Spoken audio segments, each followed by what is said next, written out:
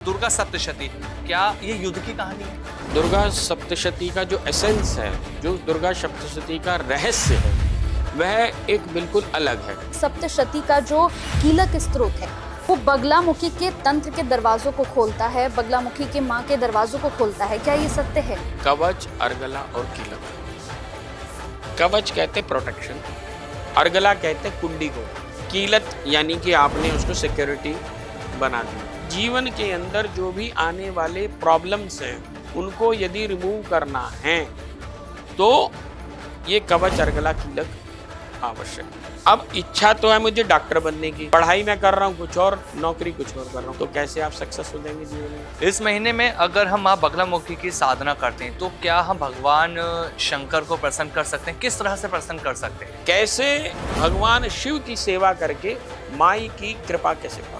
Teacher mathematics का teacher भी होता है, हिस्ट्री का भी टीचर होता है, वो सिर्फ पढ़ाता और चला जाता है। गुरु वो होता है जो आप में से आपकी प्रतिभा को निकाल दे। नमस्कार, कैसे हैं आप सभी? स्वागत है आपका हमारे इस पॉडकास्ट में। आपके साथ मैं हूं आमिर।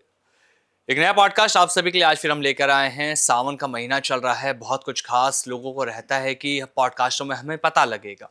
आज के पॉडकास्ट में हम सावन को लेकर तो बात करेंगे ही, लेकिन कुछ ऐसे विशेष टॉपिक पर आज हम बात करने वाले हैं जिसकी जानकारी अभी तक सही ढंग से आपके पास नहीं है।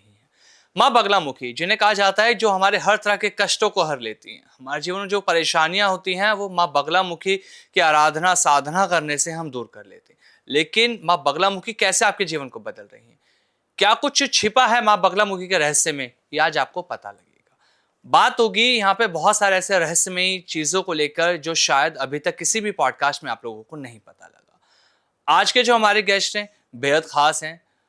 उनका जो ज्ञान है वो अद्भुत और अलौकिक है। वो इसलिए मैंने कहा क्योंकि वो किसी तरह की लोगों को भ्रमित करने वाली चीजें पॉडकास्टों में नहीं बताते। इसलिए हमारे पॉडकास्ट में जब हमने पहला पॉडकास्ट किया था उसमें लोगों के कमेंट्स आए कि कैसे भी करके एक बार दोबारा इन गेस्ट को आप बुलाइए, हमें और भी चीजें जाननी है। तो जो आप लोगों के सवाल थे वही हम लेकर आज इस पॉडकास्ट में बैठे हैं, क्योंकि हमारे साथ जो जुड़े हैं स्वामी आलोक भारद्वाज जी, एक ऐसा नाम जो लगातार सही दिशा मार्गदर्शन लोगों को दिखा रहे हैं, जो दिल्ली के श्री माँ बगलामुखी मंदिर जंगपुरा से हमारे बीच हैं। सर, बहुत बहुत स्वागत है आपका। जय माई की। जय माई की। कैसे हैं सर आप? मैं माई की कृपा से बहुत अच्छा हूँ, आनंद में हूँ। और जैसा अभी आपने बोला कि ये श्रावण का मास है, सावन का जो मास है वो श्रवण का मास होता है जी। श्रवण यानी सुनने का मास। आज व्यक्ति में सुनने की जो क्षमता है वह कम होती जा रही है। जैसे जैसे क्षमता कम हो जाती है सुनने की, इसीलिए घर में द्वंद्व, युद्ध और क्लेश बढ़ते हैं। ये श्रावण का मास हमको ये ज्ञान देता है कि हमें बड़ों को सुनना आना चाहिए। इसीलिए आपने देखा होगा पुराने समय में ये जो चातुर्मास है, 4 महीने जो होते हैं, इसमें जो संत जन होते थे, ऋषि मुनि होते थे, ये अपनी तपस्या को छोड़ ऊपर पहाड़ों से नीचे आकर के कथा, कीर्तन आदि इत्यादि ये सब करा करते थे। और ये इनको सुनने की वजह से इस मास का नाम श्रावण मास है, क्योंकि सुनना आना चाहिए। बिल्कुल सर, शुरुआत आपने एक बहुत अच्छा मैसेज देके हमें समझा दिया श्रावण मास क्या है। बहुत कुछ इस पॉडकास्ट में आपसे जानना है, क्योंकि पहला पॉडकास्ट आपके साथ गया था ना, उसके बाद से बहुत लोगों की डिमांड रही कि सर से बहुत चीज़ें हमें जाननी है। तो मेरे हाथ में एक पेपर भी आप देख रहे हैं, बहुत सारी चीज़ें हैं लोगों ने जो लिखवाई हैं कि ये सर से पूछना है, आलोक सर से हमें सारी चीज़ें जाननी है। तो शुरुआत करेंगे सबसे पहले दुर्गा सप्तशती। ये एक ऐसा नाम जिसके बारे में लोगों को नहीं पता। बहुत सारे लोग ऐसे हैं जो पाठ तो करते हैं लेकिन जानकारी उन्हें नहीं पता इसके बारे में। तो आपसे हम जानना चाहेंगे दुर्गा सप्तशती, क्या ये युद्ध की कहानी है? देखिए, दुर्गा सप्तशती वैसे तो सुनने में सुनाने वाले ये सब कह देते हैं कि आप दुर्गा सप्तशती का ऐसे पाठ कीजिए, वैसे पाठ कीजिए, आपको ये फल मिलेगा, वो फल मिलेगा। ये एक सामान्य सी बात है। बिल्कुल सर। लेकिन जो दुर्गा सप्तशती का जो एसेंस है, जो दुर्गा सप्तशती का रहस्य है, वह एक बिल्कुल अलग है जी। यदि मुझे दुर्गा सप्तशती को पढ़ करके कोई युद्ध की कहानी ही समझनी है तो शायद मैं ऐसे समझता हूँ कि रानी लक्ष्मीबाई की कहानी को भी युद्ध की कहानी ही समझा जाएगा। और अगर रानी लक्ष्मीबाई की कहानी को मैं बार बार पढ़ूंगा तो क्या मुझ में अध्यात्म जागृत होगा? या किसी भी युद्ध की कहानी को पढ़ के मुझ में अध्यात्म जागृत होगा क्या? तो असलियत में ये युद्ध की कहानी है या अध्यात्म की जागृति? यह अध्यात्म की जागृति है तो फिर कैसे है जी। जैसे अब अगर हम दुर्गा सप्तशती के प्रथम अध्याय की ही बात करें तो उसमें सबसे पहले कहानी यहां से शुरू होती है कि एक राजा सूरत हैं। जी। राजा सूरत के ऊपर, उनके राज्य के ऊपर हमला कोला विध्वंसी नाम के राक्षस ने किया। पहले यही कहते चलें कि कोला विध्वंस का मतलब क्या है। कुल और अकुल, अकुल जो शिव को मानने वाले हैं उनको अकुल कहलाते हैं, जो कुल को मानने वाले हैं, जो शक्ति को मानने वाले हैं, वो कौल कहलाते हैं। इसीलिए आपने कश्मीर के अंदर बहुत सारे लोगों की जो पीछे नाम पढ़ा होगा, सुना होगा, कौल लिखते हैं। वो जो शक्ति को और शिव दोनों को सम्मिलित स्वरूप से एक ही रूप में देखते हैं, वो कौल होते हैं। अब इसका मतलब क्या हुआ? कोला विध्वंसी नाम के जो कोलों की हत्या करता था, यानी कोलों के ऊपर अत्याचार करता था, जो कोलों को ढूंढ ढूंढ कर निकालता था, और तो इसका मतलब जो राजा सूरत था वह शक्ति का उपासक था। अब शक्ति के उपासक के ऊपर हमला करके उसे राज्य से निष्कासित कर दिया और वह जंगल में चला गया। अब जब वह जंगल में चला गया तो वहां पर उसकी मनस्थिति, उसके बारे में वहां चर्चा हो रही है। अभी फिर आगे चलते हैं। वहां पर राजा सूरत को, अब यहाँ पे फिर एक और बात समझते हैं कि सूरत कौन है। जब हम अध्यात्म में कोई भी व्यक्ति जाना चाहता है गहरे में, देखिए अध्यात्म में दो तरीके से आदमी जाता है। एक तो आज सो कॉल्ड जो आध्यात्मिक कहलाते हैं, कहलवाना पसंद करते हैं, वो ऐसा भी कहलवाना पसंद करते हैं कि 2 बार हनुमान चालीसा पढ़ ली कि हम आध्यात्मिक हैं। वो आध्यात्मिक नहीं है, रिलीजियस हैं। आप धार्मिक तो हो सकते हैं, आध्यात्मिक और धार्मिक में फर्क होता है। बिल्कुल। धार्मिक होता है जो भीरू होता है, डरपोक होता है, जो मंदिर में जाकर के अगर 4 बजे घंटा बजाना है तो घंटा बजाना है, आज 4:30 बज गए, आज मैंने पाप कर लिया, उसे अंदर से ही अपने आप में से ऐसी आती रहती है। तो वैसा नहीं। बेसिकली राजा वह हो सकता है अध्यात्म के पथ में जिसने अपनी इंद्रियों को वश में कर लिया, यानी अपने मन को स्थिर कर लिया, चंचलता से बाहर ले आया। चंचलता तब तक रहती है जब तक आप संसार में अधिक रहते हैं। आपको कोई भी चीज दिखी, आपको वह पाना है, आपको चाहत है। लेकिन जब आपको आईएएस बनना है तो आपका डिटरमाइंड होते हैं कि मुझे आईएएस ही बनना है। ठीक इसी प्रकार से जब आप आध्यात्मिक होते हैं, जब आप साधना के पथ पर होते हैं, तो आपको शिव को पाना है। आपको यह जानना है कोहम, मैं कौन हूं। क्या मैं आलोक भारद्वाज हूं? पिछले जन्म में मैं कुछ और था, उससे पिछले जन्म में कुछ और था, उससे पिछले जन्म में कुछ और था। तो मेरा जो ये जन्म है या अगला जन्म है, तो मुझे मोक्ष की गति कैसे प्राप्त होगी, मुझे मोक्ष की मति कैसे मिलेगी। तो ये जो गति और मति देने का जो तरीका है वह अध्यात्म है जी। तो यहां पर राजा सूरत जिसने अपनी इंद्रियों को वश में कर लिया, वह सूरत है, वह अध्यात्म के पथ पर आगे चल रहा है। अब उसको सबसे पहले समाधि नाम के वैश्य की प्राप्ति होती है, मिलन होता है, भेंट होती है। समाधि किसको कहते हैं? जब आप सूरत हो गए और जब आप अध्यात्म में आगे चल रहे हैं, तो वहां पर बताया गया है विशेष रूप से कि जो समाधि है वो व्यापारी है। तो जब आप अध्यात्म के व्यापार में आगे चलेंगे तब आपको फोकस्ड हो जाएंगे। समाधि मैंने फोकस्ड। आप पहले सूरत हुए, इंद्रियों को काबू करा, फिर आप जो है समाधि यानी फोकस हो गए। जब इन दोनों तत्वों की आपके अंदर जागृति हो जाएगी, जब आप ये दोनों अपनी चेतना में जागृत कर लेंगे, तब आपका गुरु आपको मिल जाएगा। तब उनको वो आश्रम के अंदर सुमेधा नाम के ऋषि की प्राप्ति होती है। ये देख कहानी में तो ऐसा लगता है कि भाई ये जो है 3 व्यक्ति हैं, लेकिन जब साधना में होते हैं तो ये एक ही व्यक्ति है, उसकी अलग अलग अवस्थाएं हैं। अब जब वो अवस्थाएं प्राप्त करने लगता है तो उसके अंदर में, मन में अंदर में युद्ध होना, द्वंद्व होना शुरू हो जाता है। अध्यात्म का पथ इतना सामान्य नहीं होता। अब क्या है, जब ज्ञान होना शुरू होगा तो सबसे पहले अंदर का जो अहंकार है वो मरना। काम, क्रोध, लोभ, मोह, अहंकार और विद्वेष, ये षड रिपु हैं, यही 6 रिपु हैं। जब हम इनको वश में करने की कोशिश करते हैं तो ये अपने अलग अलग रूपों में आना शुरू हो जाते हैं।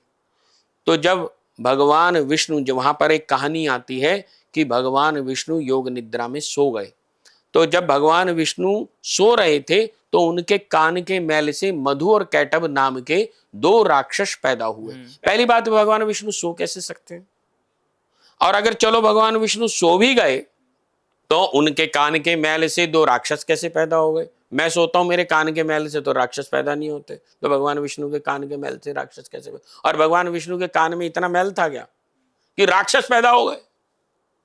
मधु और कैटभ, मधु यानी मीठा, कैटभ यानी कड़वा। मीठी और कड़वी बातें कान से जाती हैं। जिनका अपना विवेक शून्य हो जाता है और वो किसी पद प्रतिष्ठा पे बैठ जाते हैं, उन्हें आप कोई पद प्रतिष्ठा दे दो तो सबसे पहले अपने चापलूसों की बात सुनना शुरू कर देते हैं कि हाँ जी, वो गुरुदेव आपका तो फलाना चेला तो ये कह रहा था, अच्छा तुझे मैं बताता हूँ, तू मेरे लिए ऐसे बोलता है। यानी अपना विवेक शून्य कर दिया।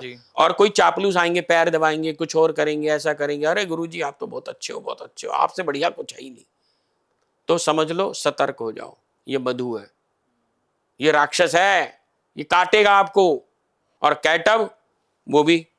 अब यहां पर हम तांत्रिक दृष्टि से यदि इसकी बात करते हैं तो वहां और समझ में आता है। अच्छा। 3 प्रकार के मल होते हैं, क्योंकि सावन का महीना है जी। तो भगवान शिव के बिना तो सावन का महीना खाली जा ही नहीं सकता। हम शिव से प्रसन्न होकर आए हैं पुनः शिव बनने के लिए, पर हम ये भूल गए कि हम ही शिव हैं। तो माह्य मल, कार्मिक मल और आणविक मल, ये 3 प्रकार के मल होते हैं। आणव मल वो होते हैं जब बच्चा पैदा होता है तो उसका कोई नाम नहीं होता, तो उसकी कोई जाति नहीं होता, उसका कोई धर्म नहीं होता, उसका कोई देश नहीं होता, उसको कुछ नहीं होता। उसको बताया जाता है कि तू इस धर्म का है, ये तेरा नाम है, ये तेरा ये है, ये तेरा देश है, तू अमेरिकन है, हिंदू है, मुस्लिम है, क्या है क्या नहीं है, वो उसे हम बताते हैं, वो समाज बताता है। तो उसकी परिसीमा तैयार करी जाती है। तो वो शिव था। तंत्र कहता, शिव क्या है?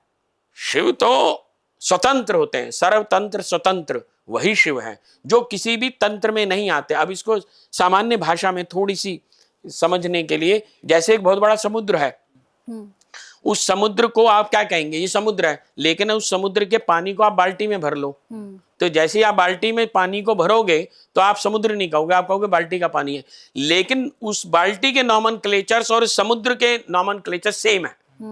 उसका पानी भी खारा है, इसका पानी भी खारा है, इसमें भी सोडियम है, उसमें भी सोडियम है, जो जो उसके अंदर क्वालिटी है वो इसमें भी है। ठीक इसी प्रकार से प्रत्येक व्यक्ति के अंदर वही ही क्वालिटी है जो शिव में है, परंतु वह माह्य मल और कार्मिक मल होने की वजह से वो ये सोचता है कि मेरी ये रेस्पॉन्सिबिलिटी है, मैंने बच्चा पैदा किया, मैंने शादी करी, मैंने ऐसा करा, मैं इस धर्म में हूं, मैं इस देश में हूं, मैं ऐसा हूं, मैं वैसा हूं।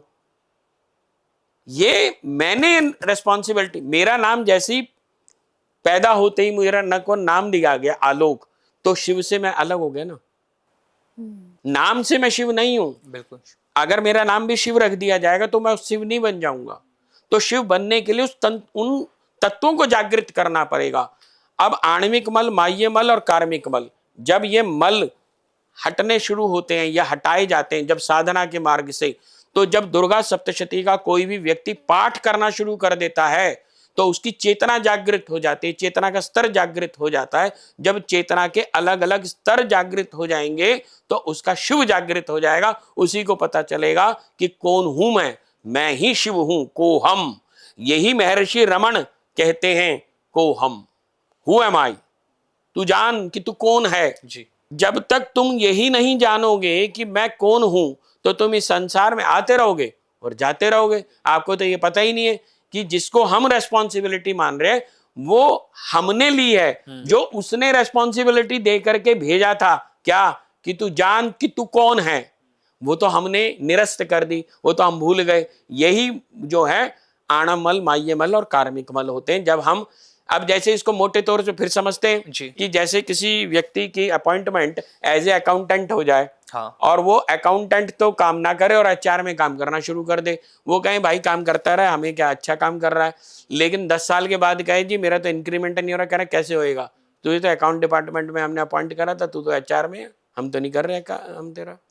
वो इंक्रीमेंट तुम्हारा कब करेगा, तुम्हें अपने में कब मिलाएगा, जब तुम ये सारे जितने भी, चाहे वो बुद्ध हुए हों, चाहे महावीर हुए हों, चाहे अन्य कोई भी हुए, कोई भी संत हुए हों, उन्होंने ये मूल्य अर्पित करा है भगवती के श्री चरणों में कि ये संसार छोड़ करके ही, चाहे महर्षि रमन की बात कर लो, चाहे स्वामी जी महाराज दतिया की बात कर लो, या अन्य किसी भी संत की बात कर लो, वो आपको निराले से दिखते हैं, बिल्कुल अलग दिखते हैं, तभी तो उनके पीछे भीड़ भागती है, क्योंकि वो संसार का मोह नहीं रखते हैं। और यही दुर्गा सप्तशती बताती है कि जब एक व्यक्ति लगातार 3 वर्ष तक दुर्गा सप्तशती का पाठ ध्यान करता रहता है तो उसका शिव स्वयं जागृत होना शुरू हो जाता है, उसका विष्णु जागृत हो जाता है, उसकी चेतना में यह आलोक जागृत हो जाता है, यह ज्ञान प्रस्फुरित होना शुरू हो जाता है कि मैं कोई और नहीं, मैं ही शिव हूं। और उसकी साधना कैसे करता है, अब ब्रह्मा जी किसको उठा रहे हैं, भगवान विष्णु को। ब्रह्मा जी क्या कहते हैं, तम स्वा तम सदा तमेव खट्कार सरात्मिका त्रिधा मात्रात्मिका स्थिता यानुर्चाया विशेषता। अब यहां पर शब्दों की जो नाद, जिसको हम नाद कहते हैं, सबसे पहले जब ब्रह्मांड में कुछ भी नहीं था तो उसमें एक नाद हुआ जिसको ओंकार कहते हैं। वही ओंकार, वही सिक्खी के अंदर कहते हैं एक ओंकार सतनाम कर्ता पुरख, वही तो है एक ओंकार, वही शक्ति है, वही शिव है। उस शिव को तुम अपने अंदर तत्व के रूप में जब जागृत कर लोगे तो तुम शिवमय हो जाओगे, तुम ही शिव में परिणित हो जाओगे, तुम्हारा शिव जागृत हो जाएगा। सावन का रियल एसेंस यही है कि तुम स्वयं को जानो उस बगलामुखी माई की साधना के माध्यम से। क्यों, अब मैं मां बगलामुखी का नाम क्यों ले रहा हूं, हाँ। क्योंकि मां बगलामुखी स्वयं चेतना की अधिष्ठात्री देवी होती हैं। यदि तुम सोए रहे हो इस संसार के अंदर, सिर्फ तुमको अच्छा लगता है क्या, कीचड़, एक नाली के कीड़े को आप निकाल करके अच्छे पानी में डाल देना, वो 15 मिनट में मर जाएगा। अभी जैसे सर आपने माँ बगलामुखी का भी नाम लिया, दुर्गा सप्तशती और माँ बगलामुखी, इन दोनों का संबंध क्या है और कैसे, इसे हम कैसे समझ सकते हैं? माँ बगलामुखी का सीधे तौर पर तो कहीं आया नहीं है नाम के रूप में जी। लेकिन अगर हम बड़े ध्यान से पढ़ेंगे, सुनेंगे, समझेंगे, और मैं कई बार अपने यहाँ पर भी जब यज्ञ होता है या अन्य कुछ भी होती है तो उसमें मैं बहुत बार बता चुका हूं कि ज्ञानी नाम अभी चेतांसी देवी भगवती ही सा बलात् आकृष्ट मोह माया प्रयच्छति, जो ज्ञानियों को भी मोह में डाल देती है। कौन, बगलामुखी, उसके ऊपर अंकुश लगा देती है। जब किसी के ऊपर आप कंट्रोल लगा दोगे कि भाई तू इससे ऊपर नहीं जा सकता, तो वो उससे ज्यादा सोच ही नहीं पाएगा। सबसे पहले अगर आपको कोई काम करना है, कुछ भी बनना है, आपको नेता बनना है, आपको अभिनेत्री बनना है, अभिनय करना है, या कुछ भी काम करना है, डॉक्टर बनना है, तो पहले आपके अंदर विचार आएंगे ना कि मैं डॉक्टर बनना है, तो डॉक्टर क्यों बनना है। किसी से इंस्पायर्ड होंगे बचपन में कि भाई फलाने अंकल जी हैं, मुझे ऐसा बनना है, फिर हम उसकी नॉलेज लेना शुरू, यानी आपकी चेतना उस तरफ आकृष्ट होनी शुरू हो गई है कैसे भी। तो बगलामुखी क्या करती है, आपकी चेतना के स्तर को बढ़ाना शुरू कर देती है। जागृत, स्वप्न, सुषुप्ति, तुर्या, तुर्यातीत, ये चेतना के खास तौर से, तो वैसे तो सही माने में जागृत, स्वप्न, सुषुप्ति 3 अवस्थाएं होती हैं, और सही माने में तो हम जो है तुर्या की अवस्था में ही है। तुर्या अवस्था ही शिव की अवस्था है। जब हम तुर्या की अवस्था को पकड़ लेंगे, अपने अंदर क्लियर कर लेंगे, तो आपको आपका शिव जागृत दिखाई देगा, वो तुर्या की अवस्था के अंदर। लेकिन ये मार्ग, अब जैसे हम यहाँ बैठे हैं, हमें मुंबई जाना है, तो किसी रास्ते से तो जाएंगे, बिल्कुल, चाहे बाय प्लेन जाएं, बाय रोड जाएं, या कैसे भी जाएं, तो किसी न किसी मार्ग से तो जाएंगे। बिल्कुल। तो ठीक इसी प्रकार से जब हम स्वयं को जानना चाहते हैं, को हम, मैं कौन हूं, इन संसार के दुखों से निजात पाना चाहते हैं, कि ये तो जब भी तुम पैदा होगे तो दुख तो आएंगे ही, संसार का तात्पर्य यही दुख है। तुम इससे मुक्त कब होगे? How many times you will come and sit in the same class? आप अपने बच्चे को नर्सरी क्लास में कितनी बार फेल होते हुए देख सकते हैं, लेकिन आप खुद तो बैठ रहे हैं। आपको अगर ये पता चल जाए कि मेरे 500 जन्म हो चुके हैं और मैं 2000 बच्चों को पैदा कर चुका हूं और 200 मकान बना लिए और 500 मैंने पत्नियां भी बना रखी हैं, फिर मैं जाकर के पत्नी मांगता हूं, फिर मैं पति मांगता हूं, फिर मैं बच्चे मांगता हूं, तो वो हंसती है, वो कहती फिर आ गया, फिर आ गया, कब तू मुझसे मुझको मांगेगा? वो भी तो मांग के देख। बिल्कुल। वो नहीं हम मांगते, वो हम चाहते ही नहीं, क्योंकि हमारे विवेक में नहीं है, वो हमारी चेतना में नहीं है। उस चेतना को जागृत कैसे करेंगे? वो बगलामुखी की साधना और उपासना से ही संभव है। और वो जब दुर्गा सप्तशती का पाठ आप करना शुरू कर देंगे तो आप में वो चेतना की शक्ति जागृत हो जाएगी। कहा जाता है कि सप्तशती का जो कीलक स्त्रोत है वो बगलामुखी के तंत्र के दरवाजों को खोलता है, बगलामुखी के माँ के दरवाजों को खोलता है, क्या ये सत्य है? कवच, अर्गला और कीलक। हम्म। कवच कहते हैं प्रोटेक्शन, हम्म। कीलक, अर्गला कहते हैं कुंडी को, और कीलत यानी कि आपने उसको सिक्योरिटी बना दी है। जहां भी आप सिक्योरिटी फॉर्म्स को, अब जैसे कोई वीआईपी है तो उसके साथ में क्या है, सिक्योरिटी चलेगी। तो जब हम ये चाहते हैं कि इस संसार में विजय यात्रा हमारे अनुसार हो, तो हमें कवच, अर्गला, कीलक अवश्य करना चाहिए दुर्गा सप्तशती के अनुसार। अच्छा। क्यों करना चाहिए? क्योंकि आपको जो सामान्य जीवन के अंदर जो भी आने वाले प्रॉब्लम्स हैं उनको यदि रिमूव करना है तो ये कवच, अर्गला, कीलक आवश्यक है।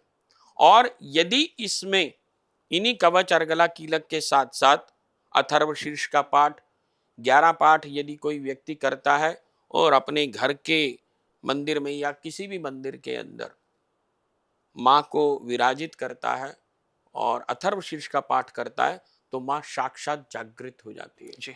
अब हमारे यहाँ जो मंदिर है, चलो बात निकली है तो दूर तक चलक जाएगी। बिल्कुल। तो हमारे यहाँ जब हमने माई की स्थापना करी तो वहाँ 1100 पाठ अथर्वशीर्ष के हुए थे। अच्छा। तो वहाँ साक्षात विराजती है, इसीलिए विराजती है क्योंकि वो उसका एक सूत्र है, उसका एक खास रहस्य है अथर्वशीर्ष में। उसमें स्वयं माँ ने कहा है कि मैं अथर्वशीर्ष के रूप में, इसीलिए हम किसी को, मैं बोलता भी हूं जब कोई नए मकान में आए, कुछ और आए, तो अथर्वशीर्ष का पाठ जरूर कराए जिससे माँ वहां विराजित हो। जब वो विराजित हो जाएगी तो सारी समस्या अपने आप चली जाएंगी। अभी जैसे आपने बताया था कि दुर्गा सप्तशती का पाठ 3 साल तक करना चाहिए। अगर कोई इंसान 3 साल तक दुर्गा सप्तशती का पाठ करता है तो क्या उससे कुंडलिनी जागृत हो सकती है? क्यों नहीं? पहली बात तो कुंडलिनी जागरण का तात्पर्य भी समझना चाहिए। कुंडलिनी जागरण जो आज मार्केट में चल रहा है वह कुंडलिनी जागरण शायद मेरी भाषा में तो नहीं है कि 1100 रुपये 5100 रुपये की पर्ची कटा लो और कुंडलिनी जागरण होगा। प्लीज, ये कुंडलिनी जागरण नहीं है। कुंडलिनी जागरण का तात्पर्य क्या है? अब आप इसको ऐसे भी समझे कि कुंडलिनी जागरण, अगर कोई ये कहता है कि कुंडलिनी जागरण हो गया है और मुझे मोटरसाइकिल उसके बाद मिल गई, मुझे गाड़ी मिल गई, मुझे बंगला मिल गया, मुझे पत्नी मिल गई, तो उसका मतलब उससे कुंडलिनी से कोई लेना देना नहीं। क्योंकि कुंडलिनी शक्ति जो है पराशक्ति है और पराशक्ति आपके अंदर ज्ञान का आलोक जागृत कराती है। जो बुद्ध के अंदर स्वयं वह ज्ञान जागृत हुआ वह कुंडलिनी शक्ति के उपरांत तो हुआ। क्योंकि कुंडलिनी शक्ति क्या, मूलाधार से सहस्त्रसार की तरफ जाने की यात्रा, चेतना का स्तर जो है उच्च होता जा रहा है। अब आप संसार से बेसिकली अगर हम ध्यान से समझे कि जो नीचे के 2 वो हैं ग्रंथियां हैं, ब्रह्म ग्रंथि जो है विशेष रूप से, तो वह ग्रंथि विशेष रूप से संसार के लिए है।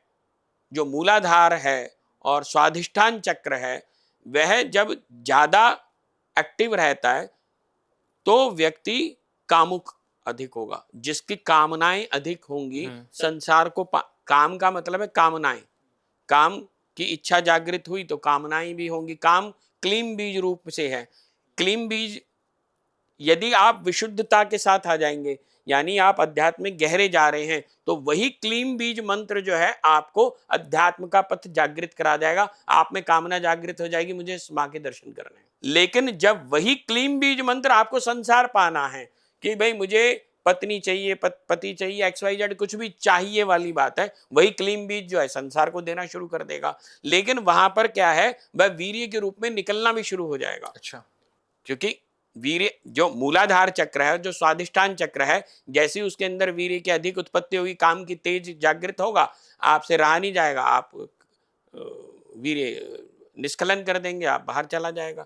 लेकिन जब वही ऊर्जा ऊर्ध्वगामी होगी तो वह कुंडलिनी जागरण के रूप में आ जाएगी और आपके अंदर वह विवेक जागृत हो जाएगा और चेतना का स्तर उच्च होना शुरू हो जाएगा। आप डिस्क्रिमिनेशन कर पाएंगे कि what is right and what is wrong.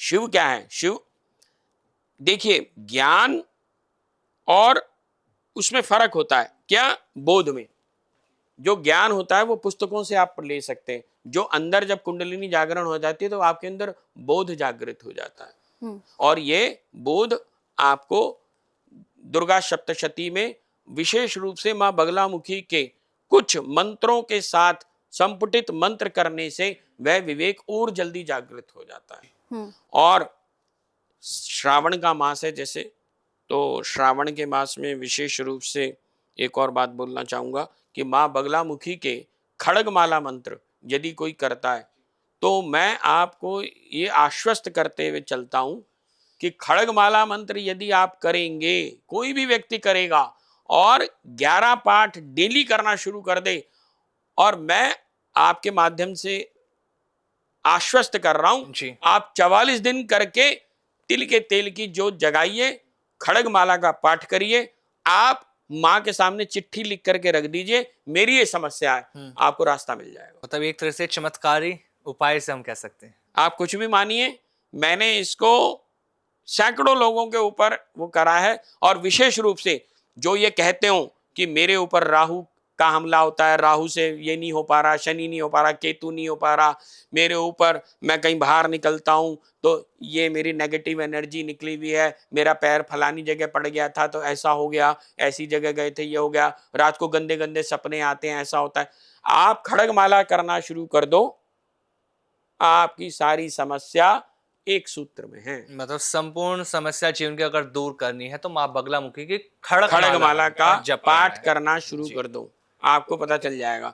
और खड़गमाला किसी को मिलती हो बहुत अच्छी बात है, ना मिले तो हमारे से ले सकते हैं। अच्छा, आपके पास से खड़गमाला हम दे देंगे उसमें। जैसे आपने अभी कुंडलिनी जागरण की बात की है, तो हमने देखा है कि बहुत सारे, जैसे सोशल मीडिया का ज़माना है, तो जो आपने बात कही है ये मैं अक्सर देखती हूँ कि लोग कहते हैं कि आप 1100 रुपये, आप 2100 रुपये दो और आपकी कुंडलिनी जागरण हो जाएगा।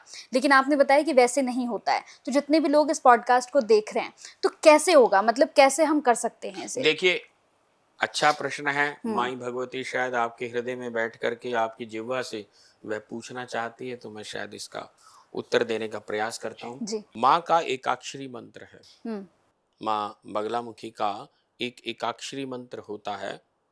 जो लंग बीज मंत्र होता है वह मूलाधार का बीज मंत्र होता है। हम जो बीज मंत्र होता है वह विशुद्धि चक्र का होता है। स्वामी जी महाराज दतिया, मेरे गुरु स्वामी जी महाराज दतिया ने उसमें रेफ लगाया। रेफ मणिपुर चक्र है, अग्नि तत्व है, उसके अंदर गति देता है। जब वह गति मिल जाती है तो वह जो जनरल आपको इंटरनेट पे मिलेगा, पुस्तकों पे मिलेगा, 99% लोगों के पास हलीम बीज मंत्र है। हलीम की जो तीव्रता है, और जो स्वामी जी महाराज ने हलरिम बीज मंत्र बनाया, उसकी तीव्रता बहुत ज्यादा है, 1000 गुना। अच्छा, क्योंकि उसमें अग्नि तत्व लग गया, रेफ लग गया। महाराज जी ने, क्योंकि पृथ्वी तत्व जड़ता का भी तत्व होता है, जिसमें जड़ता अधिक होती है, जिसमें पृथ्वी तत्व अधिक हो जाता है तो जड़ता भी हो जाती है। आप देखेंगे जिन बच्चों के अंदर, जिनको समझाते रहते हैं, समझ में नहीं आता, एक बार समझा दिए, 2 बार समझा, 4 बार, समझते ही नहीं है। और जब समझ नहीं आता, पृथ्वी तत्व होने की, अधिक होने की वजह से, एक तरफ का होने की वजह से ऐसा होता है। लेकिन जब उसके अंदर उष्णता आ जाती है, उसमें रेफ अग्नि का तत्व लग जाता है, तो वह हम आकाश तत्व जुड़ जाता है। अच्छा, और लंग से लेकर हम तक की यात्रा, यानी कि मूलाधार से लेकर के विशुद्धि चक्र और रेफ मणिपुर चक्र, और जिसका भी मणिपुर चक्र अच्छा होता है, अब इसके थोड़े से बात चल रही है, थोड़ा सा मैं बता देता हूँ। जो ज़्यादा लोग चटोरे होते हैं ना, जिन्हें चटकारा, गोलगप्पे खाना, टिक्की खाना, आप ध्यान देना, हाँ। अगर वो उनकी इच्छा शक्ति तीव्र होती है, उनके मन में आएगा ना कि आज चलो गोलगप्पे खाएं, मन में ही आया और बैठ गए, पता चला शाम को ऐसा कुछ सिस्टम बन गया, चल यार आज अभी सुबह तो सोच रही थी हाँ, हाँ। कि गोलगप्पे खा के आती हूँ, और शाम तो सिस्टम ही बन गया, तू आ गई, चल तेरे बहाने मैं भी खा लूंगी। तो वो इच्छा जागृत हो गई। वो मणिपुर चक्र जिनका भी एक्टिव ज्यादा होगा उसमें इच्छा शक्ति अधिक हो जाएगी, और इच्छा शक्ति इतनी प्रबल हो जाती है कि उनकी इच्छा पूर्ण हो जाती है। तो जब रंग बीज मंत्र वहां जुड़ा हुआ है तो वहां पर स्वामी जी महाराज ने इच्छा शक्ति को उसके साथ जोड़ दिया है। जब आपकी इच्छा शक्ति, वैसे भी तंत्र के माध्यम से फिर समझें इसको, ये तो एकाक्षरी की बात हो गई कि जब आप एकाक्षरी मंत्र को करते रहेंगे तो कुंडलिनी जागरण हो जाएगा। वैसे भी इच्छा शक्ति, ज्ञान शक्ति और क्रिया शक्ति, ये जब ट्राइंगल पूरा हो जाता है तब अब इच्छा तो है मुझे डॉक्टर बनने की, पढ़ाई मैं कर रहा हूं कुछ और, नौकरी कुछ और कर रहा हूं, तो कैसे आप सक्सेस हो जाएंगे जीवन में? जो हम इच्छा कर रहे हैं वही हम उसी का ज्ञान लें और उसी का ही काम करें। ये नहीं है हम पढ़े तो MBA और काम कुछ और का कर रहे हैं, और पढ़ना चाहते थे हम डॉक्टरी का, तो तीनों ही अलग अलग उसमें डायरेक्शंस हो गए। जी जी जी। तो इच्छा शक्ति, ज्ञान शक्ति और क्रिया शक्ति, जब ये तीनों जुड़ जाती हैं तब व्यक्ति के अंदर विवेक भी जागृत होता है, तब उसको संसार के रूप में उसके संसारिक जो भी अभिलाषाएं, इच्छा है वो भी पूर्ण होती है। यदि वे अध्यात्म की इच्छा रखना चाहता है कि मैं ही शिव में परिणत हो जाऊं, मुझे शिव के दर्शन हो, मैं ही शिव को जान पाऊं कि शिव ज्ञान स्वरूप में है जी। क्योंकि माँ बगलामुखी सही माने में जो सही स्वरूप है ना उनका, वो मंत्रात्मिका शक्ति है। वो मंत्र की जो शक्ति है वही बगलामुखी है, मंत्र का जो स्वरूप है वह बगलामुखी है, मंत्र का जो आकार है वह काली है। सर, अगर जब हम बात कर रहे हैं श्रावण मास के इस महीने की, भी हमने शुरुआत में भी जिक्र किया, इस महीने में अगर हम माँ बगलामुखी की साधना करते हैं तो क्या हम भगवान शंकर को प्रसन्न कर सकते हैं? किस तरह से प्रसन्न कर सकते हैं? देखिए, भगवान शिव को वैसी भोले भंडारी है, देवों के देव है। आशुतोष जी। उनका एक नाम है, आशुतोष। हाँ। वो उनके ऊपर आप दिल से, जी। आडंबर से नहीं। मैंने बहुत बार ऐसे देखा है कि मंदिर में गए, वो एक औरत सामने से आई, इधर से एक औरत सामने से आई, अरे तेरी बहू क्या कर रही है, और इधर से जल चढ़ रहा है, तो उससे क्या फायदा होगा? बिल्कुल। आप चाहे थोड़ा सा जल चढ़ाएं, थोड़े से पुष्प चढ़ाएं, थोड़ा सा दुग्ध चढ़ाएं, हाँ। कुछ भी चढ़ाएं, पर हृदय से चढ़ाएं। श्रद्धा होनी चाहिए। चलो, अब आपने पूछा है तो अब आपको एक और रहस्य की बात करें। बिल्कुल सर। तो माँ बगलामुखी की कैसे भगवान शिव की सेवा करके माई की कृपा कैसे प्राप्त करें? अच्छा। दूध ले लें, उस दूध के अंदर थोड़ी सी हल्दी जी। मिक्स कर लें, और हो सके थोड़ा सा गुलाब जल, केवड़ा, वो भी मिला लें, और भगवान शिव के ऊपर जाकर के 36 अक्षरी मंत्र का जाप करें। यदि आपके ऊपर कोई मुकदमे हैं कैसे भी, और भगवान शिव के ऊपर जाकर के ये करवाते हैं, तो आप विश्वास मानना, बहुत जल्दी आपको रास्ता मिल जाएगा। अच्छा। मैं किसी का नाम नहीं बताऊंगा, बहुत बड़े राजनेता हैं। जी। मैंने उनसे ये प्रयोग काशी विश्वनाथ में करवाया, उनको टिकट नहीं मिल रहा था, तो काशी विश्वनाथ में मैंने उनको बताया कि आप चले जाएं। ये बात है 2013 की। तो 2014 के अंदर उनको टिकट भी मिला, सम्मानित, और वो उनको विजयश्री भी मिली। और मैंने उनको बताया था कि जो रुद्राभिषेक कराएं, तो जो उसमें रुद्राभिषेक होगा तो उसमें जो दुग्ध है उसमें हल्दी मिश्रित दुग्ध ले ले, और उसमें माँ बगलामुखी के कोई मंत्र मैंने उन्हें बताए थे, उनका संपुट लगवा ले, और उसके साथ इमीडिएट आपको बेनिफिट मिलेगा। तो उनको इमीडिएट टिकट भी मिला, और पार्टी ने उनकी सुनी भी, जहां उनका नंबर नहीं था वहां उनका नंबर भी आ गया, और विजय श्री ने उनके कदम चूमे। ये माँ बगलामुखी का चमत्कार है, भगवान शिव के सम्मिलित स्वरूप से। जी। बगलामुखी माता रानी की अगर हमें सेवा करनी हो या फिर उनकी साधना करनी हो तो कहते हैं कि खुद नहीं करनी चाहिए, आपको एक गुरु की ज़रूरत होती है। अगर आप खुद करने लग जाते हैं तो कई बार उसका असर आपके ऊपर उल्टा होता है। क्या ये सत्य है? देखिए, आप ये तो खैर बहुत बड़ी-बड़ी बातें हो जाती हैं। हुँ, जब हम जीवन में भी सामान्य सी बात देखते हैं, हुँ, तो जब हम मोबाइल भी चलाना सीखते हैं ना, हुँ, तो किसी से पूछते हैं, भाई ये मोबाइल कैसे चलेगा? ज़रा ये बताइए, एप्लीकेशन क्या करेगी? वो उस मोबाइल वाले से ही पूछते हैं जिससे मोबाइल खरीदते हुँ, हैं, बेटा ज़रा ये बता कैसे चलेगा?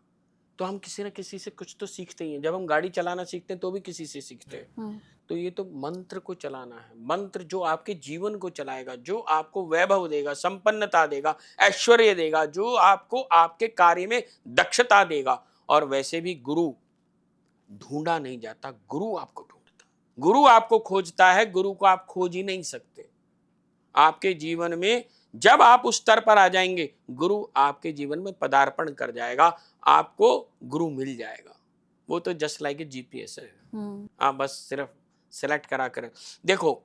अब भगवान राम, अहिल्या उनकी एक तरह से पत्थर स्वरूप हो गई। हुँ, कहानी में ये आता है कि पत्थर बन गई, पत्थर नहीं थी वो। हुँ, अब किसी पत्नी जो सती, बिल्कुल पति को मानने वाली हो, और उसी का पति उसको निष्कासित कर दे और गाली गलौज करके चला जाए, मतलब समझाने के लिए हुँ, कोई गलत ढंग से बोल के चल, वो तो पत्थर जैसे जड़ जैसी हो जाएगी, बिल्कुल हुँ, जिसे कहते हैं ना आज की तारीख में डिप्रेशन में चली हुँ, जाए। तो अहिल्या पत्थर जैसी हो गई। जब भगवान राम वहां आए तब उनकी चेतना जागृत हो गई। तो भगवान राम के आने से पत्थर जैसी अहिल्या भी चेतना में जागृत हो गई। ठीक उसी प्रकार से गुरु भी वर्षों पुरानी पड़ी हुई चेतना को जागृत करा देता है। जब हमारे में इच्छा जागृत होती है कि मुझे शिव बनना है, मुझे जानना है, अध्यात्म के मार्ग को पाना है या संसार के मार्ग को भी पाना है। सही माने में तो गुरु और टीचर में बहुत बड़ा फर्क है। हुँ, टीचर मैथमेटिक्स का टीचर भी होता है, हिस्ट्री का भी टीचर होता है, वो सिर्फ पढ़ाता और चला जाता है। हुँ, गुरु वो होता है जो आप में से आपकी प्रतिभा को निकाल दे। आप भी नहीं जानते कि मेरे में ये प्रतिभा है, वो जान जाता है इसके अंदर ये प्रतिभा है। हुँ, सचिन तेंदुलकर को बनाने वाले अचरेकर, वो कभी इंटरनेशनल मैच नहीं खेले, लेकिन उन्होंने सचिन तेंदुलकर का निर्माण करा। अर्जुन को बनाने वाले कृष्ण उनके सखा भी हैं, उनके गुरु भी हैं। और गुरु से कभी भेद नहीं रखा जा सकता, गुरु से कभी पर्दा नहीं हो सकता। यदि पर्दा रखे हुए हो, इसका मतलब इस समर्पण में कमी है। जब जब भी तुम छुपा करके गुरु से रखोगे तो गुरु नहीं होगा, वो टीचर हो सकता है। टीचर से छुपा करके तुमने बंक मार लिया, लेकिन गुरु, गुरु तो आप में से आपकी प्रतिभा को बाहर निकालता है, आप में से आपको जागृत करा देता है कि भैया तू ये बन सकता है, ऐसे करेगा, और उसके साथ पूरी मेहनत करता है। बिल्कुल। और जब वह मेहनत करता है वो सब चीजें होती हैं, और जब वह उतनी निष्ठा व्यक्ति में आ जाती है तो वह मंत्र कार्य करने लग जाते हैं। और जब वह मंत्र कार्य करने लग जाते हैं तो चाहे आप माँ काली की उपासना करें, माँ बगलामुखी की उपासना करें, या माँ ललिता त्रिपुर सुंदरी की करें, वह फलित होती है। क्योंकि बिना गुरु के निर्देशानुसार करा गया मंत्र, उसके अंदर मंत्र का वीर्य नहीं होता। उसी को शिव का वीर्य भी कहा गया है। सावन के अंदर अगर हम बात करते हैं जल अभिषेक या दूध से जब अभिषेक करते हैं हम शिवलिंग की, तो किससे करना सही रहता है? इन दोनों में फर्क क्या है? भगवान शिव क्या दूध के अभिषेक से ज्यादा प्रसन्न होते हैं या पानी से अभिषेक अगर हम कर रहे हैं तब ज्यादा प्रसन्न हो रहे हैं? ये लोगों के अंदर बहुत ज्यादा मिथ बना हुआ है इस चीज को लेकर, आप इसको दूर कीजिए। सबसे पहले प्रेम होना चाहिए। मैं मेरी माँ के लिए प्रेम से अगर उसके चरणों में एक पुष्प भी रख दूं तो वो भी बहुत है। बिल्कुल। और अगर मुझे प्रेम नहीं है, भले ही मैं उसके लिए रेशमी साड़ी लेके जाऊं और गुस्से से ले जाकर कैसे ले पहन ले चल, तो मेरी माँ इतनी खुददार है कि वो स्वीकार नहीं करेगी। भले ही वो ठीक है, बच्चा है, लाया है, इसलिए रख लेती हूँ। तो हृदय से किया गया कोई भी प्रयोग, उपाय, सेवा, शुश्रूषा, वो शिव को स्वीकार है। हमने ना जाने कितनी ही कहानियां पढ़ी हैं कि रात्रि में पेड़ के ऊपर भील बैठा हुआ था और वहां से वो शिकार खेलना चाहता था, वो हिलता था, पानी गिर जाता था, बेलपत्र गिर जाता था, तो बेलपत्र उसी की स्वीकार कर ली। चोर आया, चोर ने घंटा चुराने की कोशिश करी, शिवलिंग पे ही चढ़ गया, भगवान शिव ने दर्शन दे दिए। भगवान शिव आशुतोष है, उनको आप जल चढ़ाएं। देखिए, आप अपनी जेब का ध्यान रखते हुए और भाव का ध्यान अवश्य रखें। यदि आप दुग्ध चढ़ा सकते हैं तो दुग्ध चढ़ाएं, खीर चढ़ा सकते हैं खीर चढ़ाएं, आप शहद चढ़ा सकते हैं शहद चढ़ाएं, अन्य उपाय कर सकते हैं अन्य उपाय। जैसा आपको भगवान ने, जैसा आपको सक्षम करा है वैसा अवश्य जरूर करें। अगर आप हैं तो करोड़पति लेकिन उसके नाम पे कंजूसी करते हैं तो फिर समस्या का कारण आपने स्वयं बना लिया। जी जी। मैं इसीलिए बहुत बार जब मैं मिठाई की दुकान पर होता हूं तो जैसे ही मैं मिठाई की दुकान में पहुंचता हूं, विशेष रूप से जब माँ के लिए भोग लेता हूं, तो मेरे माँ मुंह से एक ही बात निकलती है, माँ क्या खाएगी बताना, वही लूंगा जो तू खाएगी। और जो मेरे हृदय में आते चले जाते हैं मैं वो लेता चला जाता हूं। और मुझे ये पता लग जाता है वहीं कि ये जो भोग है ना वो यही स्वीकार हो गया है, बिल्कुल हो गया, अब मुझे उसे लगाने की आवश्यकता नहीं है। ठीक है, वो तो एक व्यवहार है, वो मंदिर में जाते हैं लगाते हैं। ठीक इसी प्रकार से भगवान शिव पर यदि आप कुछ नहीं कर सकते तो पानी के अंदर चंदन मिला ले, पानी में मिश्री मिला ले, चीनी मिला ले, कुछ और मिला ले, अपने प्रेम से मिलाएं। मुझे आज आपकी एक बात याद आ गई जी।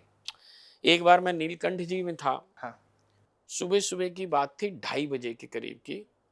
वहां नीलकंठ जी में कोई नहीं था, तो वहां सुबह रुद्राभिषेक होता है 4 बजे। अच्छा। मेरे हृदय में बड़ी इच्छा थी कि मैं रुद्राभिषेक देखूं, तो मैं खड़ा हुआ था, इतने में पंडित जी बाहर आए। उन्होंने मेरे से बोला, क्या आप चंदन घिस देंगे? मैंने कहा नेकी और पूछ पूछ, लाइए दीजिए। मैं वो चंदन घिसता रहा, आप विश्वास मानना उसमें पानी कम था और मेरे अश्रु ज्यादा थे, और मैं घिसता चला गया, मुझे ये भी नहीं पता चला। वो काफी देर बाद आए, अरे कितना घिस दिया, इतना सारा, ये तो हमारा 4 दिन का आपने घिस दिया। मैंने कहा जैसे बाबा को मंजूर। मैंने ऐसे उनको पूरा वो चंदन का वो घिसा हुआ जिस पे चंदन घिसते हैं हाँ वो दे दिया, चंदन दे दिया। वो अंदर ले गए। थोड़ी देर पता नहीं क्या उनके हृदय में बात आई कि आप भी अंदर आ जाओ। और मैं बस, मेरा हृदय जानता है, मुझे वो मिला जिसकी मैंने कामना भी नहीं करी थी, जिसकी मेरी बस ये थी। तो बाबा तो वो दे देते हैं जो आप सोच भी नहीं सकते। मैं कभी सोच भी नहीं सकता था कि मैं बाबा के विषय में बात करूंगा, कि मैं बाबा के माई के बारे में बात करूंगा। वो गूंगे को वाणी दे देते हैं। आप बस हृदय से याद करो, दिल से याद करो, तुम्हें रोना आना चाहिए, रो सको कि मां तेरे लिए बस कुछ नहीं। हद से क्या होगा? अरे सम्मान तेरा, मान तेरा, ये शरीर तेरा। ये शरीर बीमार हो सकता है, आत्मा कैसे बीमार होगी?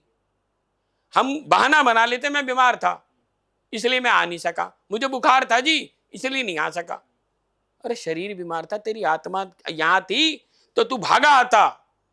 तुम आत्मा से प्रेम करो, उसको जानने की कोशिश करो। आत्मा की भूख ज्ञान है, शरीर की भूख भोजन है, प्राण की भूख वायु है। एक प्रश्न आया, अब अगर हम बात कर रहे हैं यहाँ पर श्रद्धा की और प्रेम की, तो मैं एक सवाल अपना पूछना चाहती हूँ। मैं सुबह मंदिर गई गुरुजी, जब मैं वहाँ पहुँची तो मैंने देखा कि मैं जल चढ़ा रही थी, तो वहाँ पर दूध के पैकेट रखे हुए थे, महादेव की शिवलिंग के ऊपर दूध के पैकेट रखे हुए थे। तो मेरे मन में ये विचार आया, मैं घर तक ये सोचती हुई आई कि क्या ये प्रेम है, ये श्रद्धा है कि आपके पास इतना भी समय नहीं है कि आप दूध का पैकेट जो है वो फाड़ के महादेव को चढ़ा सके? आपने पूरा दूध का पैकेट रख दिया कि महादेव खुद आएंगे चढ़ा अपने ऊपर अभिषेक करने के लिए। मतलब ये एक सवाल था मेरे मन में, जिस मैंने आप ही से पूछ आज लिया। आपने मेरे को वो वाली बात छेड़ दी। एक बार क्या हुआ, काली मंदिर जो अपना कनाट प्लेस में है जी। BSNL टावर के बिल्कुल, मैं वहीं पे जाता था लगातार, मैं वहीं खड़ा हुआ था, बाहर ही था। अचानक वहाँ कोई व्यक्ति आए, जूते वूते पहन रखे थे, कहते जी बाहर से जरा ये 10 रुपए ले लेना, उन्हें दे देना और मेरा प्रसाद लेकर के मुझे दे देना। मैंने कहा ये वो लोग हैं, ये चाहें तो गाड़ी में से उतरेंगे नहीं, वहीं से ये कहेंगे कि माँ तू बाहर आ जा, हमें दर्शन दे दे। बिल्कुल सही सर। लेकिन यहाँ पर एक और बात भी हो सकती है, मेरा ऐसा विचार है, मैं इसका, आप सही कह रही हैं, बिल्कुल ऐसा होता है, लेकिन यहाँ ऐसा भी हो सकता है, अगर ऐसा होता है तब तो मैं सही मानता हूँ कि भाई देखिए, कई जगह मंदिरों में ऐसा सिस्टम भी होता है कि आप दूध चढ़ा दीजिए, फिर वो उसका खीर बना के या कुछ और बड़ा इकट्ठा करके और फिर वो वितरण कर देते हैं, बांट देते हैं, जैसे हम लोग भी कर देते हैं कई बार। अगर तो इस पॉइंट ऑफ व्यू से कर रहे हैं तब तो ठीक है, लेकिन अगर इस भाव से कर रहे हैं, भाई हमें जल्दी है, ये ले भी थैली, तू खुद ही पी लियो, वही मेरा सवाल था। अगर ये भाव है तो मेरे हिसाब से ऐसे व्यक्ति को मंदिर आने की आवश्यकता नहीं है, बिल्कुल नहीं आना चाहिए, क्योंकि वो तुम एहसान नहीं पटक रहे हो, तुम भगवान शिव के लिए नहीं आ रहे हो, तुम अपने लिए आ रहे हो, तुम्हारी समस्या है इसलिए तुम भगवान शिव के यहां नाक रगड़ने आ रहे हो कि भैया हमारी ये समस्या दूर कर ले, और तुम अपनी समस्या को भी ठीक नहीं करना चाहते। भाई ये ठीक वैसे ही तो हुआ जैसे भाई मेरे नंबर तो 90 आ जाएं पर मैं पढ़ना नहीं चाहता। जब तुम पढ़ोगे नहीं तो 90 नंबर कैसे आ जाएंगे भाई, तुम तो पास भी नहीं होंगे, फेल हो। तुम कहते हो मतलब मैं रिश्वत दे करके पास होना चाहता हूं। ये जो रिश्वत का कॉन्सेप्ट है ना, ये मंदिरों में भी आ गया, ये मुझे दुख लगता है, इसके ऊपर बहुत दुख लगता है। सर बहुत सारे लोगों को ये गलतफहमी हो चुकी है, क्योंकि बहुत सारे पॉडकास्टर ऐसे हैं जो अलग अलग तरह की बातें करते हैं। ये कहा जाता है कि घर के अंदर आप शिवलिंग स्थापित नहीं कर सकते, ये कितना सच है? 9 इंच से नीचे का शिवलिंग आप घर में स्थापित कर सकते हैं। 9 इंच से नीचे का? 9 इंच से बड़ा इसलिए नहीं कर सकते, उनके साथ कुछ चीजें जुड़ जाती हैं। चीजें का मतलब ये है कुछ व्यवस्थाएं जुड़ जाती हैं, कुछ अनुशासन शासन जुड़ जाते हैं कि आपको ये करना आवश्यक रहेगा। तो अगर स्थापित घर में कर रहे हैं शिवलिंग 9 इंच से छोटा जैसा आपने कहा, तो किन चीज़ों का खास तौर पर हमें ध्यान रखना चाहिए? क्योंकि इंसान से गलतियां बहुत होती हैं, तो वहां पे हमें क्या क्या ध्यान रखना है जिससे गलती ना हो और भगवान शिव की कृपा भी बनी रहे? आमिर जी, घर में पत्नी वो रुकेगी जिससे आप प्रेम करेंगे। जी। जब आप प्रेम नहीं करेंगे ना, चाहे वो कोई भी हो, किसी से कोई भी संबंध में हो सकता है जबरदस्ती रुका तो हो, परंतु कहीं ना कहीं विद्रोह के भाव में हो। जब भी हम प्रेम में होंगे ना, तो हम अनुशासन में भी होंगे। जब प्रेम नहीं होगा तो अनुशासन में नहीं होगा। अनुशासनहीनता ये बताती है हम प्रेम नहीं करते, चाहे वो राष्ट्र प्रेम हो, चाहे वो घर में प्रेम हो, माँ के लिए प्रेम हो या अन्य किसी के लिए। यदि आप शिव से प्रेम करते हैं तो शिव से अनुशासनहीनता कर ही नहीं सकते। जब आप प्रेम करेंगे तो ये विचार कि ठीक है, किसी गुरु ने ये बताया कि आपको ये शिवलिंग स्थापित कर लेना। मैं तो रात के 2 बजे भी बाबा को स्नान कराया। अच्छा। मैंने दोपहर में भी कराया, मेरा जब मन करा तब कराया है। मैं बड़ा पागल टाइप का आदमी हूँ शुरू से, बच्चा था तब से। जी। जब मेरे मन में प्रेम आ रहा है, हाँ, तो मैं ये ध्यान दूं कि भाई अब प्रेम आ रहा है, अब प्रेम कब करूं? जब प्रेम आ रहा है तभी करूंगा ना। बिल्कुल। जब प्रेम है ही नहीं तब कैसे करूंगा? और जब मेरा प्रेम आ रहा है तो मैं इसे रोकूं क्यों? तो मैं सारे अनुशासन उस पे छोड़ देता हूं। तुझे मुझे दंड देना है ना, दे ले, पर मैं तेरे से प्रेम करके मानूंगा। मैं तो ऐसा ही हूं। तुझे समझ आता ठीक, नहीं आता नहीं। अगर सारे अच्छों को तू गले लगाएगा तो मेरे बुरे को कैसे ही लगा, तू नहीं लगाएगा। मुझे तो बार बार एक ही बात समझ में नहीं आती है लोगों की कि हर चीज में ना वो नियम कायदे ये वो। अरे भाई सिंपल समझो, सिंपल, इतना सिंपल समझो कि मोहब्बत में फर्क नहीं है जीने और मरने का। मोहब्बत ही नहीं है तो तुम क्या समझोगे भाई? उसके ऊपर शिवलिंग के ऊपर, शिवलिंग पे नहीं चढ़ा रहे हो तुम चढ़ा रहे हो शिव पर। पहले शिव को जागृत करो।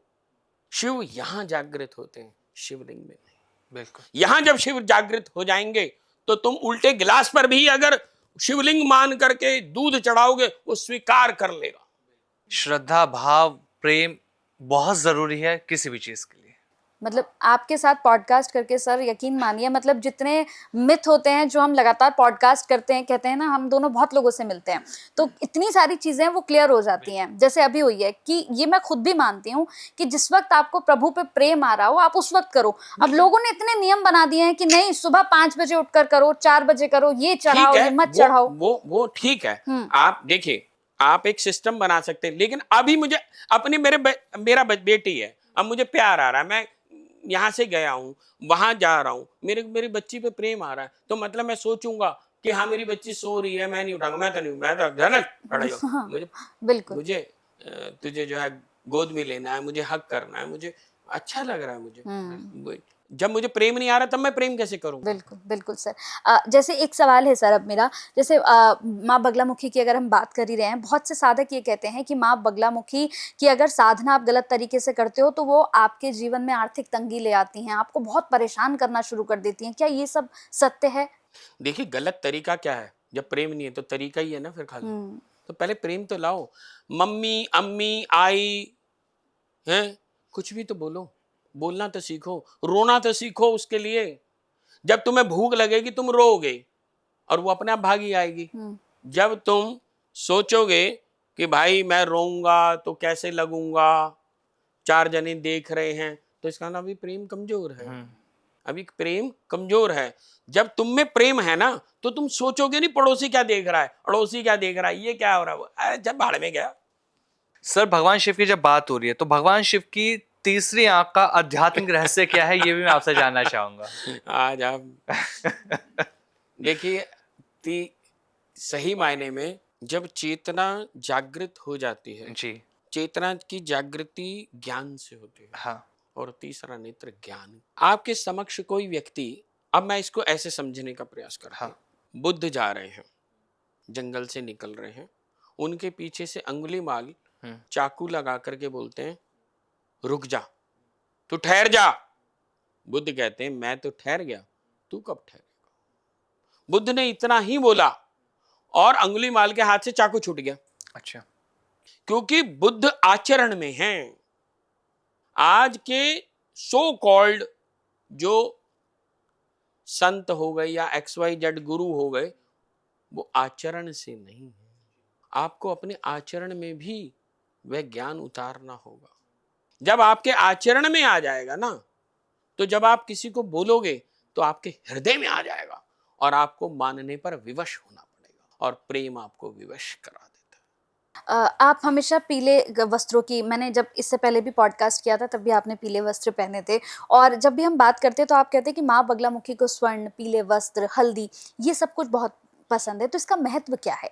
पीले रंग जो होता है वैसे तो ज्ञान का वर्ण है, पीत वर्ण ज्ञान का वर्ण भी है। और माँ पीताम्बरा को, क्योंकि उनका एक नाम पीताम्बर भी है, भगवान कृष्ण का नाम पीताम्बर है, तो भगवान कृष्ण, क्योंकि चेतना स्वयं कृष्ण है, तो चेतना की अधिष्ठात्री देवी पीताम्बरा हुई यानी बगलामुखी हुई, तो इसलिए भी उनको पीताम्बरा कहा जाता है। और ज्ञान और आकर्षण, विशेष रूप से जब कुछ प्रयोग होते हैं मंत्रों के, स्तंभन के, तो वहां हल्दी का प्रयोग होता है। आकर्षण सिंदूर में होता है, लाल वस्त्रों में आकर्षण होता है, एकदम से आकृष्ट करते हैं। आप 200 आदमी कहीं हो और कोई लाल रंग के कपड़े किसी ने, स्त्री ने या किसी ने भी पहन रखे हो, तो एकदम से आकृष्ट हो जाएंगे आप उसके प्रति। तो इस लाल रंग में, इसीलिए मांग पे सिंदूर लाल रंग का लगाया जाता है, माथे पे बिंदी लाल रंग की लगाई जाती है, क्योंकि आकर्षण की शक्ति सिंदूर में है। ठीक इसी प्रकार से स्तंभन और विद्वेषण और अलग अलग प्रयोग एक तरीके से नहीं करा जा सकता।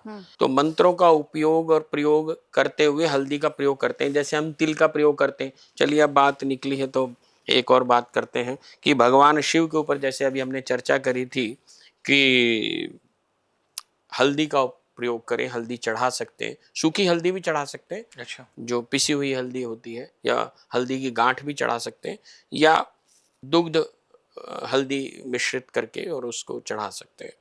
ठीक इसी प्रकार से काले तिल भगवान शिव पर चढ़ाएं, या जौ, किसी का अगर जमीन से रिलेटेड कुछ समस्या है तो जौ, किसी का जैसे कई बार क्या होता है, फ्लैट निकला हुआ है, आ नहीं रहा, मिल नहीं रहा, कोई प्रॉपर्टी का वो है, डिस्प्यूट की बात नहीं मैं कर रहा हूँ, कि वेटिंग में है कि आने वाला है, हो जाएगा, तो वहाँ आप जौ का इस्तेमाल करवाते हैं।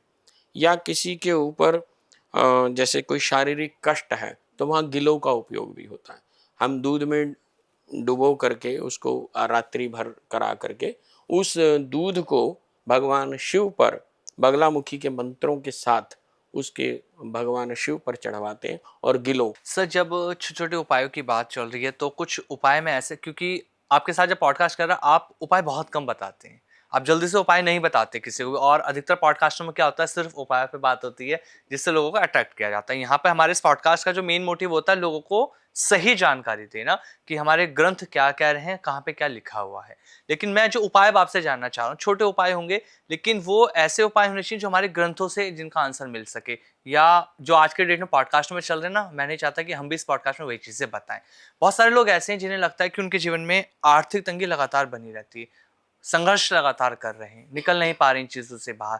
तो श्रावण मास के इस महीने में कौन सा ऐसा उपाय लगता है आपको कि भगवान शिव का अगर ये उपाय हम कर लेंगे तो जीवन की आर्थिक तंगियां दूर हो सकती हैं? मैं तो माई का एक छोटा सा दास हूँ, तो मैं वैसे माई का मंदार माला मंत्र माई की कृपा से ही, उनके आज्ञा से देते भी हैं हम लोग। ओम लीम ऐं भगवती बगले में श्रियम देहि देहि स्वाहा। इस मंत्र को यदि कोई रात्रि में 9 बजे के उपरांत 1.25 लाख जाप करे और भगवान शिव पर रोजाना 40 दिन की इसकी नियमावली है, और विल्व पत्र, अगर विल्व का पेड़ मिल जाए उसके नीचे बैठ सके, या भगवान शिव पर जल धारा या दुग्ध की धारा चढ़ा सके और उसके साथ विल्व पत्र को भी अर्पित करे भगवान शिव पर, और माँ के इस मंत्र से उनको अर्पण कर दे और आकर के अपना जाप करे, 1.25 लाख जाप कर ले। मैं पूर्ण विश्वास के साथ आपको बता रहा हूँ, उसको उसकी समस्या से, धन की समस्या से रास्ता मिल जाएगा, जो भी समस्या है उससे रास्ता मिल जाएगा, दैट इज फॉर श्योर। माँ बगलामुखी साधना में अगर मैं चुप्पी और मौन का महत्व पूछूं बहुत आपसे तो क्या होता है? परा, पश्यंती, मध्यमा और वैखरी 4 स्तर होते हैं वाणी के, शब्द के।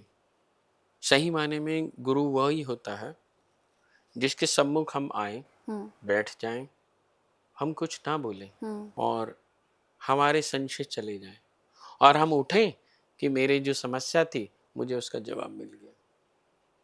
वो गुरु, जिनके सम्मुख बैठने मात्र से आपकी समस्याओं का समाधान आपको मिल जाए, यानी मौन की शक्ति इतनी है। अच्छा। परा, पश्यंती, मध्यमा और वैखरी।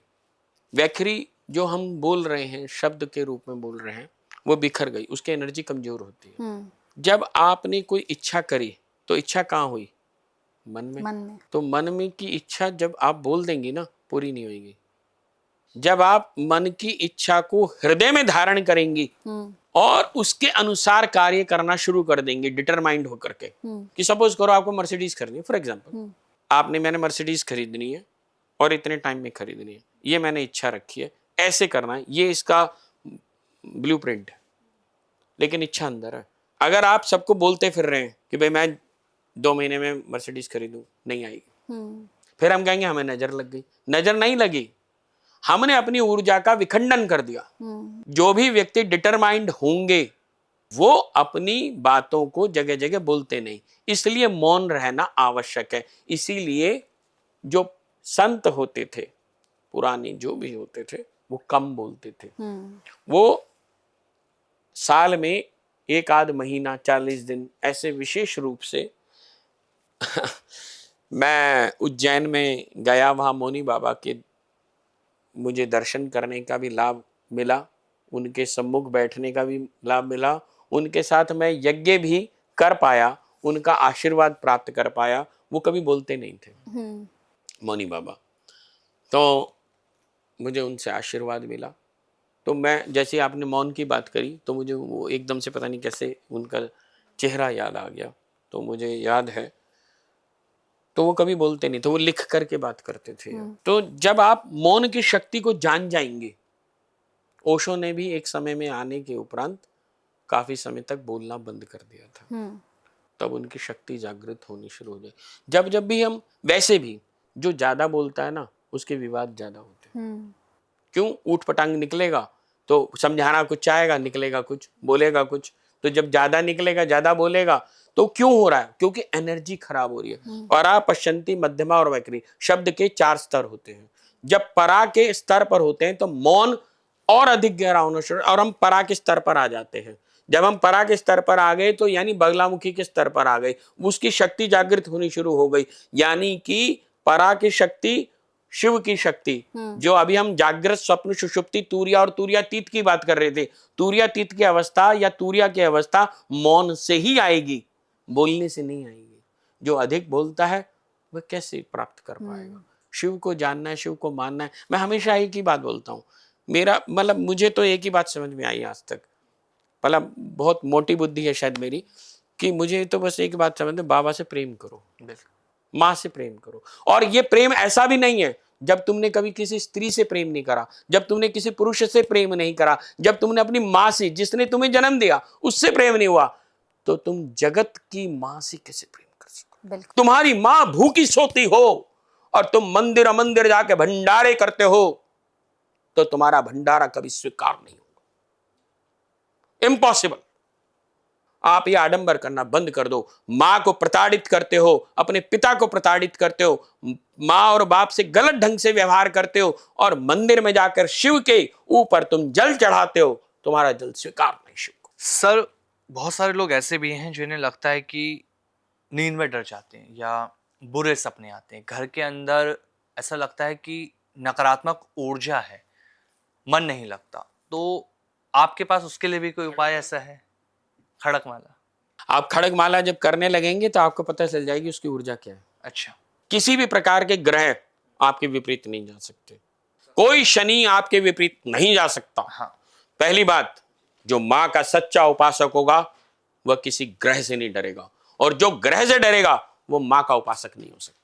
एक और चीज़ मैं पूछना चाहती हूँ आपसे, जैसे हमने देखा है कि बहुत से लोग हैं जिनकी शादियां नहीं हो पाती हैं गुरुजी, शादी के लिए बार बार, कई बार तो ऐसा होता है कि रिश्ते होने के बाद टूट जाते हैं, और क्या वो बगलामुखी माँ की अगर साधना करेंगे तो क्या शादी में जो रुकावटें आ रही हैं वो दूर हो जाएंगी? शादी करनी क्यों?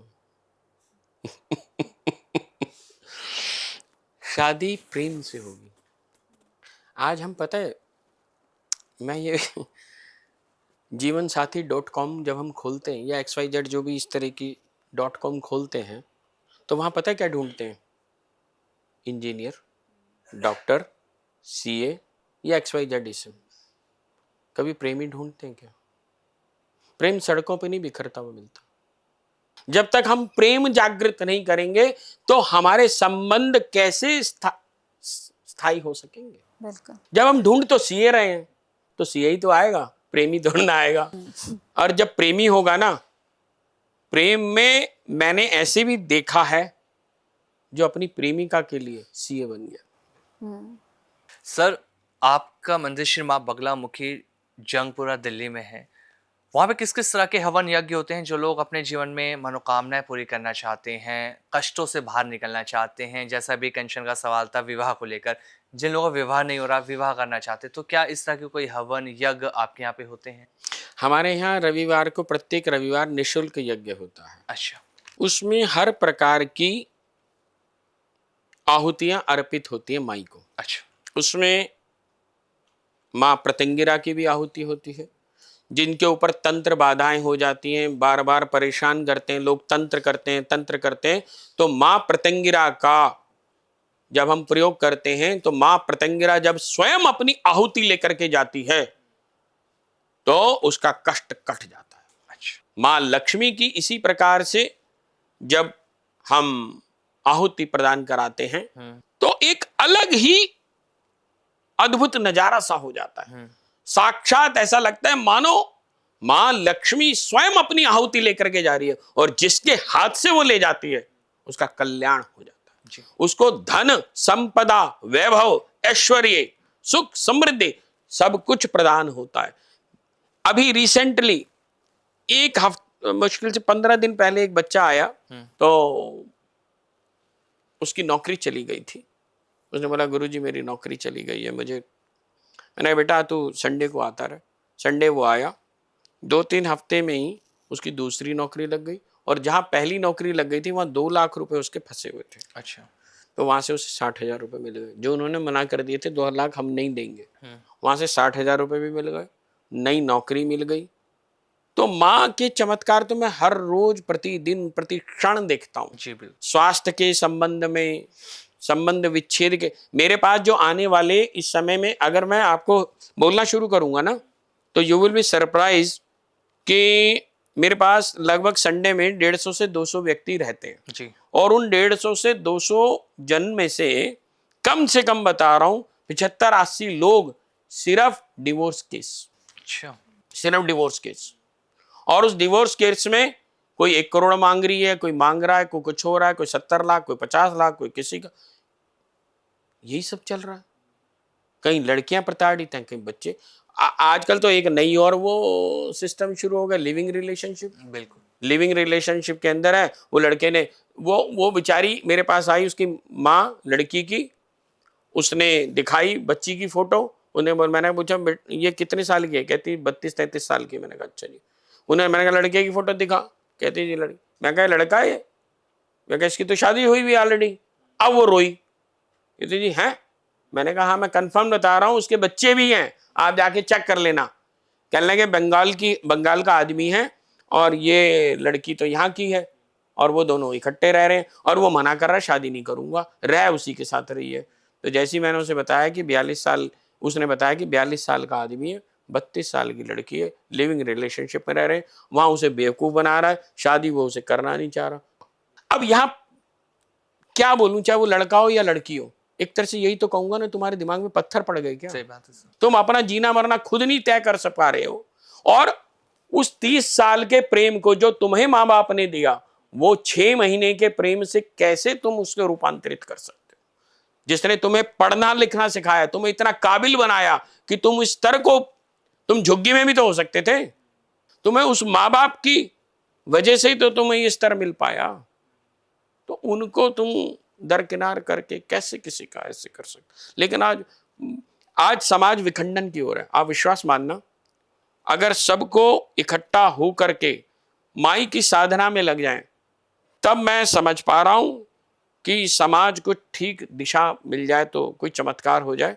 वरना आने वाले, आप विश्वास मानना, 5 से 10 साल के बाद ना कोई शादी नहीं करेगा। बिल्कुल। सर आखिर में इस पॉडकास्ट में मैं एक चीज़ और आपसे जानना चाहता हूँ, जो लोग इस पॉडकास्ट को सुन रहे हैं उन्हें आप एक छोटी साधना या मंत्र क्या देना चाहेंगे जो उनके जीवन को पूरी तरह से बदल सके? देखिए, बदलना तो उनके स्वयं के हाथ में है। मंत्र कभी कोई किसी को बदल नहीं सकता। बदलना इसलिए उनके स्वयं के हाथ में, उनकी इच्छा क्या है। अब आज ना एक प्रचलन चल गया, मुझे अमीर होना है।